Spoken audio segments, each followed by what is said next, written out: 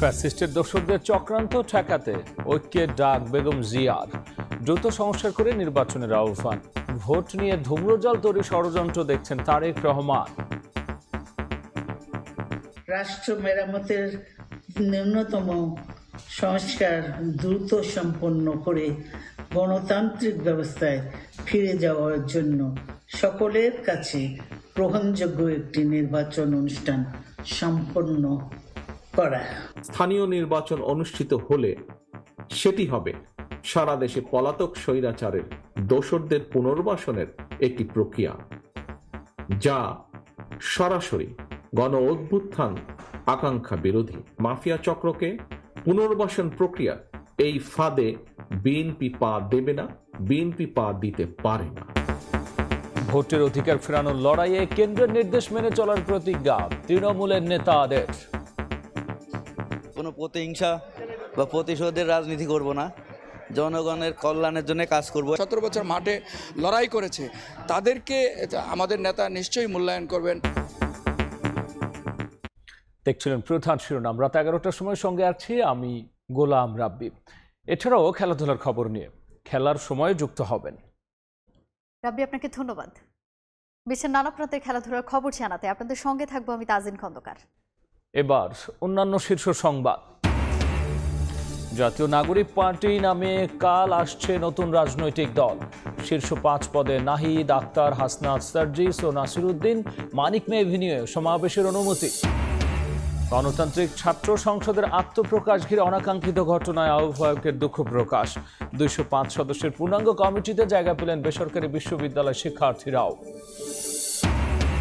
দ্বিতীয় দিনের মতো তেজগাঁওয়ে জুলাই বিপ্লবে আহতদের অবস্থান। শহীদ পরিবার এককালীন পাবেন 30 লাখ টাকা, মাসিক ভাতা 20,000। আহতদের 3 ক্যাটাগরিতে দেওয়া হবে সহায়তা। বেক্সিমকো পার্কের 14 কারখানার শ্রমিকদের পাওনা শোধ শুরু 9 মার্চ। সরকারের খরচ 525 কোটি টাকা। ঋণদাতাদের বিরুদ্ধে ব্যবস্থা নেওয়ার হুঁশিয়ারি উপদেষ্টা। এবং করোনাকালে $700 মিলিয়ন দুর্নীতি। স্বাস্থ্যের সাবেক ডিজি সহ 14 জনকে দুদকে তলব। সন্দেহজনক লেনদেনে সাবেক মন্ত্রী আব্দুর রহমানের বিরুদ্ধে মামলা।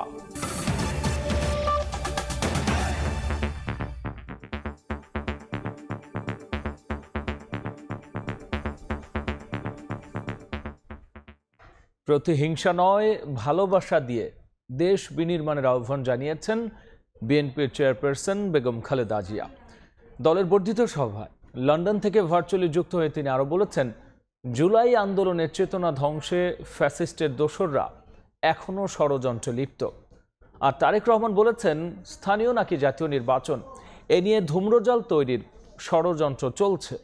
রেজাউল হক রিপন ও মোবারক হোসেন শুভর ক্যামেরায় আহমেদ সালেহিনের রিপোর্ট।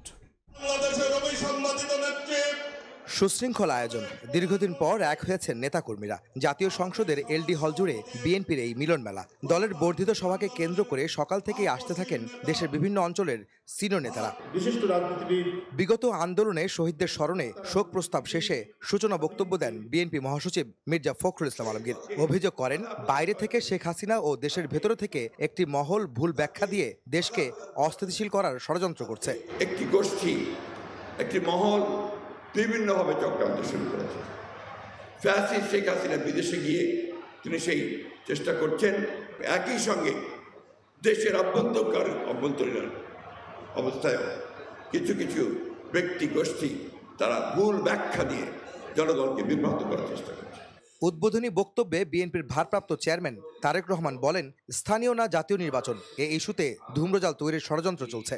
স্থানীয় নির্বাচন অনুষ্ঠিত হলে সেটি হবে সারা দেশে পলাতক স্বৈরাচারের দোসরদের পুনর্বাসনের একটি প্রক্রিয়া, যা সরাসরি গণ অভ্যুত্থান আকাঙ্ক্ষা বিরোধী মাফিয়া চক্রকে পুনর্বাসন প্রক্রিয়া এই ফাঁদে বিএনপি পা দেবে না, বিএনপি পা দিতে পারে না।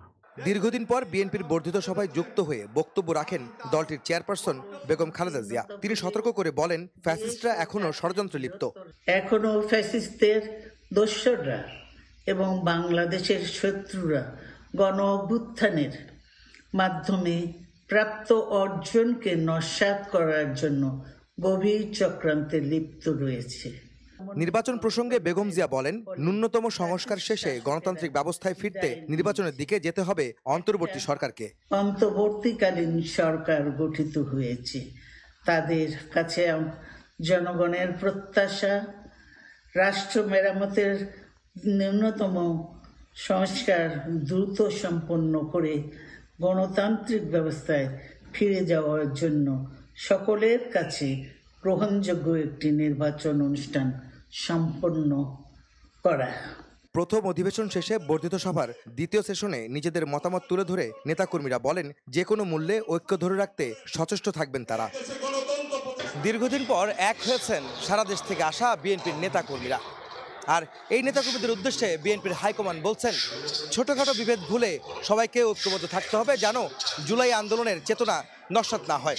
তারা এও বলেন, আগামীতে গণতান্ত্রিক রাষ্ট্র ব্যবস্থা গড়ে তুলতে নির্বাচনের কোনো বিকল্প নেই। তাই অন্তর্বর্তীকালীন সরকারকে নিরপেক্ষ থেকে একটি নির্বাচনের আয়োজনের আহ্বান জানালেন তারা। আহমেদ সালেহীন, সময় সংবাদ, ঢাকা। এদিকে বিএনপির সারা দেশের তৃণমূল নেতাদের আগমনে মুখর ছিল জাতীয় সংসদ ভবন প্রাঙ্গণ। মানুষের ভোটের অধিকার ফিরিয়ে দেওয়ার লড়াইয়ে কেন্দ্রীয় নির্দেশনা মেনে কাজ করতে প্রতিজ্ঞাবদ্ধ তারা। সাথীরা শারমিনের রিপোর্ট, ক্যামেরায় ছিলেন মিজানুর রহমান।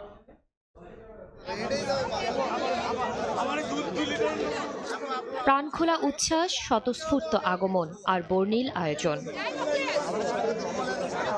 সারা দেশ থেকে তৃণমূলের নেতারা যোগ দেন জাতীয় সংসদ ভবন প্রাঙ্গণে 7 বছর পর বিএনপির বর্ধিত সভায়।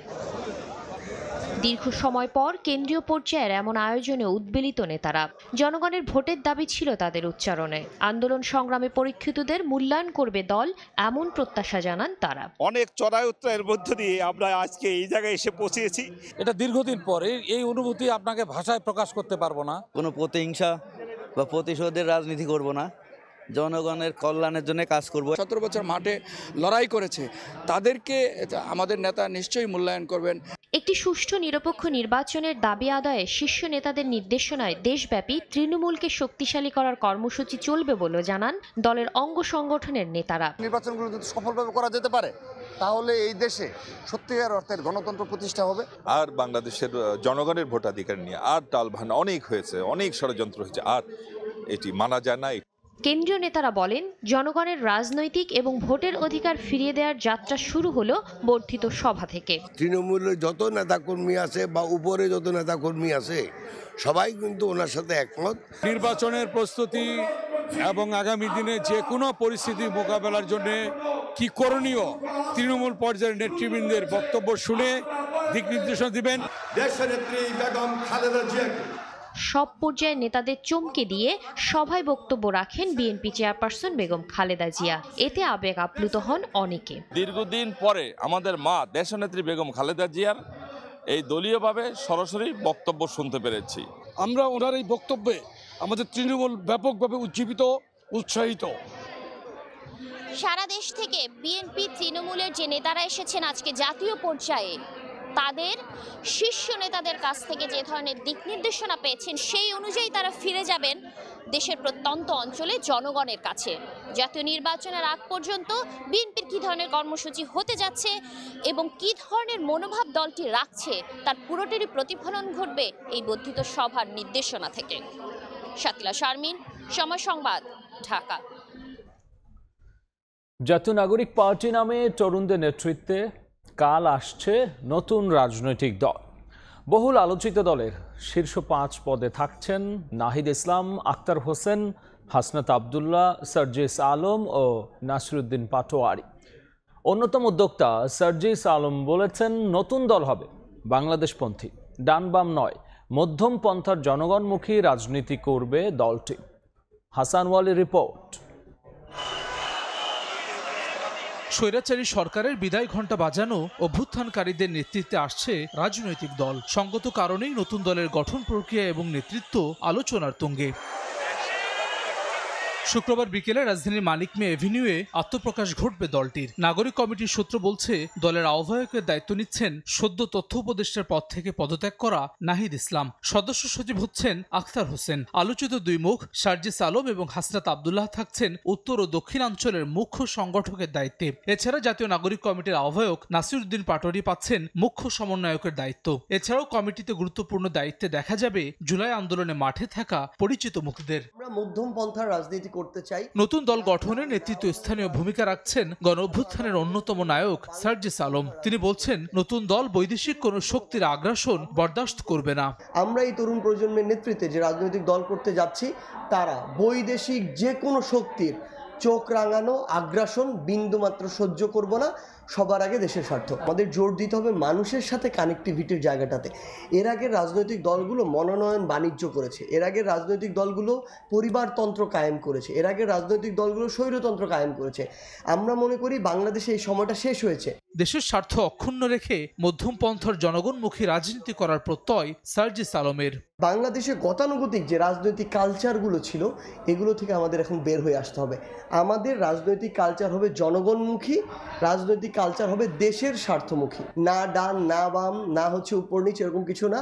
মধ্যম পন্থার একটা রাজনীতি করতে চাই এবং আমরা আমাদের জায়গা থেকে মনে করি আমরা বাংলাদেশ পন্থার রাজনীতি করতে চাই। নতুন দল নিয়ে বিশেষ আগ্রহ রয়েছে রাজনৈতিক বিশ্লেষকদেরও। ঢাকা বিশ্ববিদ্যালয়ের রাষ্ট্রবিজ্ঞানের শিক্ষক অধ্যাপক সাব্বির আহমেদের সম্ভাবনা দেখছেন তরুণদের এই নেতৃত্বে। গতানুগতিক পথে না হেঁটে দলের অভ্যন্তরীণ গণতন্ত্র চর্চার উপর জোর তার। দলটা একটা তারুণ্য নির্ভর দল হবে, যেটি আমাকে আশাবাদী করে। কিন্তু প্রশ্ন হচ্ছে যে দল তো করলেই হবে, গতানুগতিক ধারার যে রাজনৈতিক দল, একই ধারাবাহিকতা যদি এই নতুন দলের মধ্যে থাকে, তাহলে কিন্তু দল সেই আবারও ঘুরে ফিরে পুরনো লেগেসিতে ফিরে যাবে।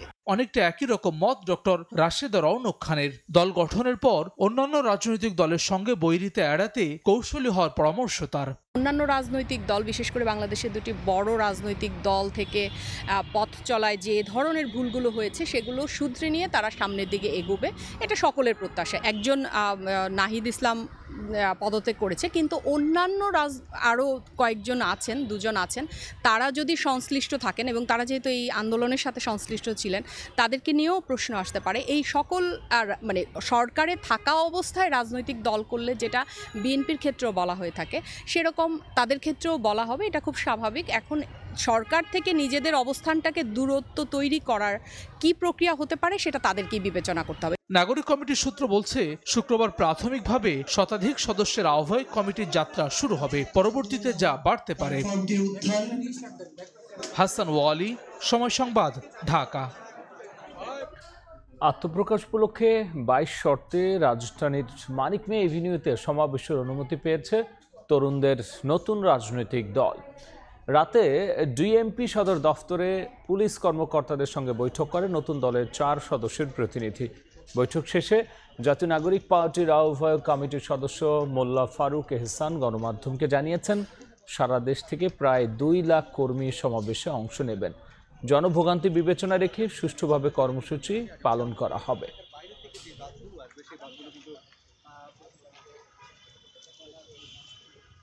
অনুষ্ঠানের জন্য আমরা অবহিতকরণ পত্র দিয়েছিলাম, সেই পত্রের পরিপ্রেক্ষিতে আজকে ডিএমপি কমিশনার মহোদয় এবং ঢাকা মেট্রোপলিটন পুলিশ আমাদেরকে তাদের যে সম্মতিপত্র এটা আমাদেরকে দিয়েছেন।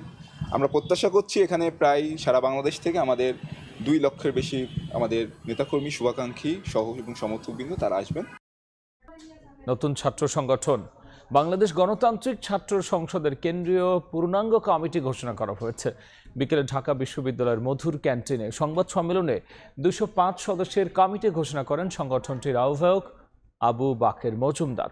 বুধবারের ঘটনায় দুঃখ প্রকাশ করে তিনি জানিয়েছেন, বেসরকারি বিশ্ববিদ্যালয়, মাদ্রাসা ও কারিগরি শিক্ষা প্রতিষ্ঠানের শিক্ষার্থীরা রয়েছেন কমিটিতে।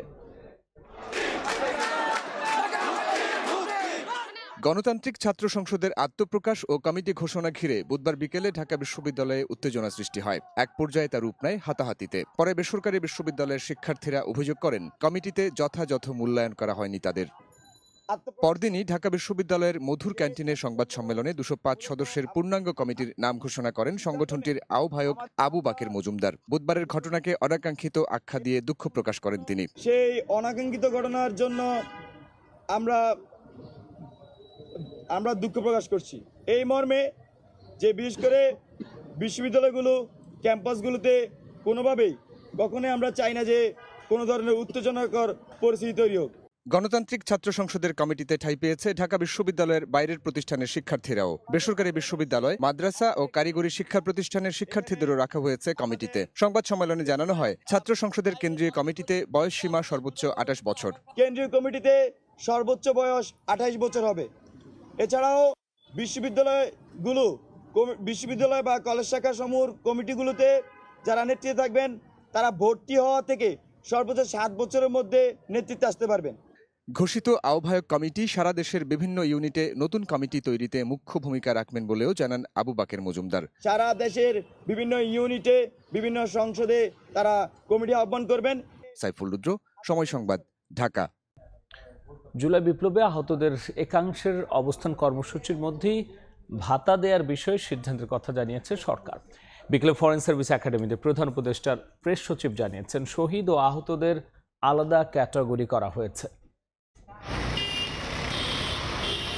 উন্নত চিকিৎসা ও পুনর্বাসনের দাবিতে মাঝে মধ্যেই রাস্তায় নেমে আসছেন জুলাই বিপ্লবে আহতরা। দাবি আদায়ে এবার রাজধানীর তেজগাঁওয়ে প্রধান উপদেষ্টার কার্যালয়ের সামনে অবস্থান নিয়েছেন জুলাই যোদ্ধারা।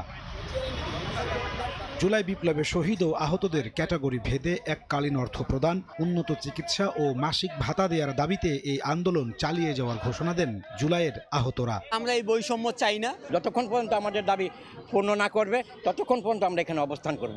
এমন প্রেক্ষাপটে বৃহস্পতিবার সন্ধ্যায় রাজধানীর ফরেন সার্ভিস একাডেমিতে সংবাদ সম্মেলনের আয়োজন করে প্রধান উপদেষ্টার প্রেস উইং। প্রেস সচিব শফিকুল আলম জানান, জুলাই বিপ্লবে শহীদ পরিবারকে এককালীন 30 লাখ টাকা ও প্রতি মাসে 20,000 টাকা করে ভাতা দেওয়ার সিদ্ধান্ত নিয়েছে সরকার। তিনি জানান, আহতদের 3 ক্যাটাগরিতে ভাগ করা হয়েছে। যারা একেবারেই পঙ্গু হয়ে গেছেন, হারিয়েছেন কর্মক্ষমতা, তাদের রাখা হয়েছে ক্যাটাগরি এতে, যাদের এককালীন 5 লাখ টাকা দেয়া হবে আর প্রতি মাসে পাবেন 20,000 টাকা ভাতা। বি ক্যাটাগরিতে যারা আছেন তারা এককালীন পাবেন 3 লাখ টাকা আর প্রতি মাসে দেয়া হবে 15,000 টাকা ভাতা। সি ক্যাটাগরিতে যারা আছেন তারা এককালীন 1 লাখ টাকা আর প্রতি মাসে ভাতা পাবেন 10,000 টাকা। জুলাই 24-এর যোদ্ধাগণ 3টি মেডিকেল ক্যাটাগরি যথা ক্যাটাগরি এ, ক্যাটাগরি বি এবং ক্যাটাগরি সি অনুযায়ী সুবিধা পাবেন। শফিকুল আলম আরও জানান, এই ভাতা কোনো কোটা প্রথা হবে না, শুধুমাত্র প্রথম প্রজন্মই ভোগ করবে এই সুবিধা। আমরা মনে করি যতদিন বাংলাদেশ থাকবে জুলাই যোদ্ধাদেরকে কেউ ভুলবে না। আগামী মার্চ থেকেই ভাতা দেওয়া শুরু হবে বলেও জানানো হয় সংবাদ সম্মেলনে। আগামী অর্থ বছরে নাজমুস সালেহি, সময় সংবাদ, Dhaka. EDF Aluminum, redefine possibilities. করোনাকালে স্বাস্থ্য খাতে $700 মিলিয়ন জালিয়াতি ধরতে নড়ে চড়ে বসেছে দুদক। তলব করা হয়েছে অধিদপ্তরের সাবেক ডিজি আবুল কালাম আজাদ সহ 14 জনকে। এদিন প্রায় 4,000 কোটি টাকা লেনদেনের অভিযোগে মামলা করা হয়েছে সাবেক মৎস্য ও প্রাণী সম্পদ মন্ত্রী আব্দুর রহমানের বিরুদ্ধে। করোনাকালে বিশ্ব ব্যাংক সহ দাতা সংস্থা থেকে পাওয়া $700 মিলিয়ন প্রকল্পে নানা অনিয়ম দুর্নীতির ঘটনায় চলতি মাসে অনুসন্ধানে নামে দুদক। এবার তৎকালীন প্রকল্প কর্মকর্তা ইকবাল কবির, স্বাস্থ্য অধিদপ্তরের সাবেক ডিজি আবুল কালাম আজাদ, অতিরিক্ত মহাপরিচালক সহ 14 জনকে আগামী 2 ও 3 মার্চ তলব করেছে সংস্থাটি। এদিন আওয়ামী লীগের প্রেসিডিয়াম সদস্য ও সাবেক মন্ত্রী আব্দুর রহমানের বিরুদ্ধে মামলা করেছে দুদক। মামলায় আব্দুর রহমান ও তার স্ত্রীর বিরুদ্ধে 4,000 কোটি টাকার সন্দেহজনক লেনদেন ও 7 কোটি টাকার অবৈধ সম্পদ অর্জনের অভিযোগ আনা হয়েছে। পাবলিক সার্ভেন্ট হিসাবে দায়িত্ব পালনকালে অপরাধমূলক অসদাচরণ এবং ক্ষমতার অপব্যবহারের মাধ্যমে প্রাপ্ত অর্থ বা সম্পত্তির অবৈধ উৎস গোপন বা আড়াল করার উদ্দেশ্যে স্থানান্তর, রূপান্তর এবং হস্তান্তর করার অপরাধ প্রাথমিক অনুসন্ধানকালে প্রমাণিত হয়েছে। মামলা হয়েছে গাজীপুর মেট্রোপলিটন পুলিশের সাবেক কমিশনার মোল্লা নজরুল ইসলাম, সাবেক স্বরাষ্ট্র মন্ত্রণালয়ের যুগ্ম সচিব ধনঞ্জয় কুমার দাস এবং স্বরাষ্ট্রের সাবেক জনসংযোগ কর্মকর্তা শরীফ মাহমুদ অপুর বিরুদ্ধে। অস্বাভাবিক ও সন্দেহজনক লেনদেন পূর্বক হস্তান্তর, স্থানান্তর এবং রূপান্তর করার অপরাধ প্রাথমিকভাবে প্রমাণিত হয়েছে। এই কারণে তার বিরুদ্ধে দুর্নীতি দমন কমিশন আইন 2004, দুর্নীতি প্রতিরোধ আইন 1947 এবং মানি লন্ডারিং প্রতিরোধ আইন 2012-এর সংশ্লিষ্ট ধারায় একটি মামলা রুজু হয়েছে।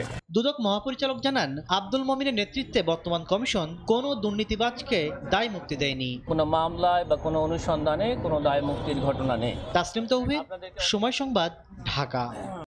বেক্সিমকো শিল্প পার্কের 14টি কারখানা কাল থেকে পুরোপুরি বন্ধ থাকবে। 9 মার্চ থেকে শ্রমিক কর্মচারীদের বকেয়া 525 কোটি 46 লাখ টাকা পরিশোধ করা হবে। সচিবালয়ে এক ব্রিফিংয়ে শ্রম উপদেষ্টা এম শাখাওয়াত হোসেন জানিয়েছেন, বেক্সিমকোকে ঋণ দেওয়ার সঙ্গে সংশ্লিষ্ট ব্যাংক ও কোম্পানির কর্মকর্তাদের বিরুদ্ধেও নেওয়া হবে ব্যবস্থা। 5 আগস্ট আওয়ামী লীগ সরকার পতনের পর গত ডিসেম্বরে বন্ধ করে দেয়া হয় শেখ হাসিনার বেসরকারি শিল্প ও বিনিয়োগ উপদেষ্টা সালমান এফ রহমানের মালিকানাধীন প্রতিষ্ঠান বেক্সিমকো শিল্প পার্কের 16টি কারখানা। আদালতের নির্দেশে বেক্সিমকো গ্রুপের সব সম্পত্তি রক্ষণাবেক্ষণে রিসিভার নিয়োগ করে বাংলাদেশ ব্যাংক। এরপর থেকেই সব কারখানা খুলে দেয়া ও বেতন ভাতার দাবিতে আন্দোলন করছেন শ্রমিক কর্মচারীরা। প্রশ্ন উঠেছিল, রিসিভার নিয়োগের পরও কেন কারখানাগুলো বন্ধ হয়ে গেল। বৃহস্পতিবার সকালে সচিবালয়ে আয়োজিত এক ব্রিফিংয়ে শ্রম ও কর্মসংস্থান উপদেষ্টা জানালেন, আগামী 9 মার্চ থেকে বেক্সিমকো শিল্প পার্কের সব শ্রমিক কর্মচারীর বকেয়া পাওনা পরিশোধ করা শুরু হবে। এর আগে সম্পূর্ণ বন্ধ ঘোষণা করা হবে সেখানকার 14টি কারখানা। Bangladesh bank, security exchange commission, যারা যারা ইনভলভড এই টাকা দেওয়ার পিছনে প্রত্যেকের বিরুদ্ধে ইনকোয়ারি হবে এবং প্রত্যেকের বিরুদ্ধে মামলা করতে হবে। ব্রিফিংয়ে ওঠে সেনাপ্রধানের সম্প্রতি দেয়া বক্তব্যের প্রসঙ্গ জানিয়ে শ্রম উপদেষ্টা ও সাবেক সেনা কর্মকর্তা শাখাওয়াত হোসেন বললেন, সেনাপ্রধান না বুঝে কিছু বলেননি। সেনাপ্রধান আমার জন্য অনেক উঁচু স্তরের লোক, তিনি একটি বাহিনী চালাচ্ছেন এবং তিনি কোনো কথা না বুঝে বলেন নাই। আর আমি যতটুকু ওনাকে চিনি, ভেরি স্ট্রেট ফরওয়ার্ড ম্যান। শুক্রবার থেকে সম্পূর্ণভাবে বন্ধ হতে যাওয়া শিল্প পার্কের 14 কারখানায় কর্মকর্তা কর্মচারী 33,234 জন। কোনো শ্রমিকের চাকরি যাক, এটা আমরা চাইনি। প্রসূন আশিস, সময় সংবাদ, ঢাকা। কক্সবাজারের টেকনাফে নাফ নদী থেকে বিভিন্ন সময় ধরে নিয়ে যাওয়া 29 বাংলাদেশি জেলেকে বিজিবির কাছে ফিরিয়ে দিল মিয়ানমারের আরাকান আর্মি। সন্ধ্যায় তাদের মিয়ানমার থেকে টেকনাফে আনা হয়। বিজিবি জানিয়েছে, টেকনাফের নাফ নদীতে মাছ শিকারের সময় গত 16 নভেম্বর 6 জন, 10 ফেব্রুয়ারি 4 জন এবং 20 ফেব্রুয়ারি 19 জেলেকে ধরে নিয়ে যায় আরাকান আর্মি। ভুক্তভোগীর পরিবারটি বিষয়টি জানালে আরাকান আর্মির সঙ্গে যোগাযোগ করে তাদের ফেরত আনে বিজিবি। এবার দেশের বাইরের খবর। উল্লেখযোগ্যভাবে ব্যয় না কমালে দেউলিয়া হয়ে যাবে যুক্তরাষ্ট্র।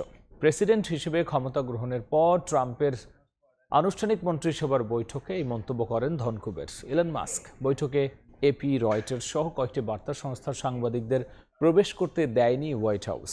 তাদের অভিযোগ, ট্রাম্প প্রশাসনের এমন সিদ্ধান্তে ক্ষুণ্ণ হয়েছে গণমাধ্যমের স্বাধীনতা। অন্যদিকে শিগগিরই ইউরোপীয় ইউনিয়নের ওপর 25% শুল্ক আরোপের হুঁশিয়ারি দিয়েছেন ট্রাম্প।